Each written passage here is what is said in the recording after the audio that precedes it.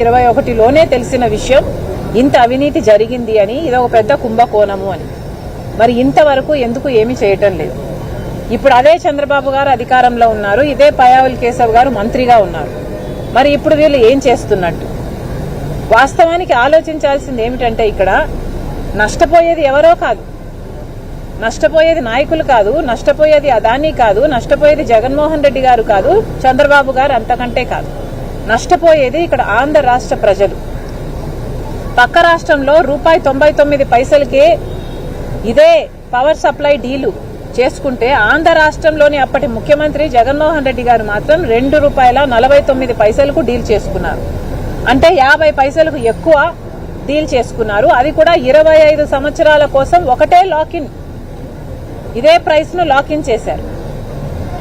ఒకప్పుడు solar power కొనాలి అంటే, కొని తయారు చేయాలి అన్నా సోలార్ ప్యానెల్సే చాలా ఖరీదయ్యేవి. ఆ రోజుల్లో సోలార్ పవర్ యూనిట్ ధర ప్రొడ్యూస్ చేయాలంటే ₹10 అయ్యేది. ఆ రోజుల్లో ₹10కో ₹11కో రాష్ట్రాలు కొనుక్కునేవాళ్ళు.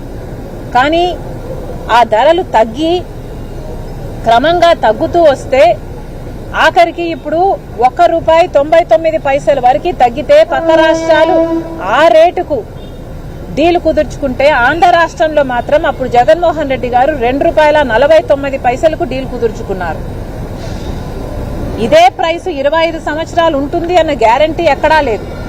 క్రమంగా ప్రైసులు తగ్గే కొద్దీ ఇంకొక 5 సంవత్సరాలకు ఈ ₹2.49 కాస్త కూడా 50 పైసలకే దొరకచ్చు బయట. అయినా కూడా ఈ భారము ఆంధ్ర రాష్ట్ర ప్రజల మీద తగ్గబోదు. ఎందుకంటే 25 సంవత్సరాల కోసమని ఆంధ్ర రాష్ట్ర ప్రభుత్వము జగన్మోహన్ రెడ్డి గారు ముఖ్యమంత్రిగా ఉన్న పీరియడ్ లో ₹2.49 మేము పవర్ కొంటాము 25 సంవత్సరాలు అని సైన్ చేసుకోవడం జరిగింది. దీని సారాంశం ఏమిటి అంటే, 25 సంవత్సరాల వరకు ఈ భారం మొత్తం ఆంధ్ర రాష్ట్ర ప్రజల నెత్తిన పడబోతుంది.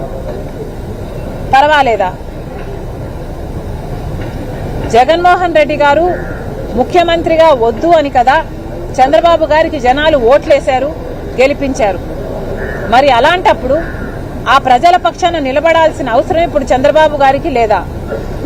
ఇంత అవినీతి జరిగితే, అవినీతి మీద ఆ రోజు పయావుల్ కేశవ్ గారు హైకోర్టు కూడా వెళ్తే, మరి ఇప్పుడు కనీసం ఎంక్వైరీ వేయటానికి కూడా మీరు ఎందుకు భయపడుతున్నారని అడుగుతున్నాం. మొన్న అసెంబ్లీలో చంద్రబాబు గారు మాట్లాడుతూ కనీసం అదానీ అన్న పేరు ఉచ్చరించడానికి కూడా భయపడుతున్నారు. అవినీతి జరిగిందని చెప్తున్నారు, జగన్మోహన్ రెడ్డి గారు డబ్బులు తీసుకున్నారని చెప్తున్నారు, కానీ ఇచ్చింది మాత్రం అదానీ అని చెప్పడానికి భయపడుతున్నారు. ఎందుకంటే అదానీ బీజేపీ మనిషి కాబట్టి, మోడీ మనిషి కాబట్టి, చంద్రబాబు గారికి టీడీపీకి అలయన్స్ ఉంది కాబట్టి. అంటే స్వార్థ రాజకీయాల కోసం, వాళ్ళ స్వార్థ రాజకీయ ప్రయోజనాల కోసం అదానీని కాపాడే పనిలో పడ్డారు చంద్రబాబు గారు. ఏ అదానీ మీద అయితే పయావుల్ కేశవ్ గారు కేసు వేశారో అదే అదానీని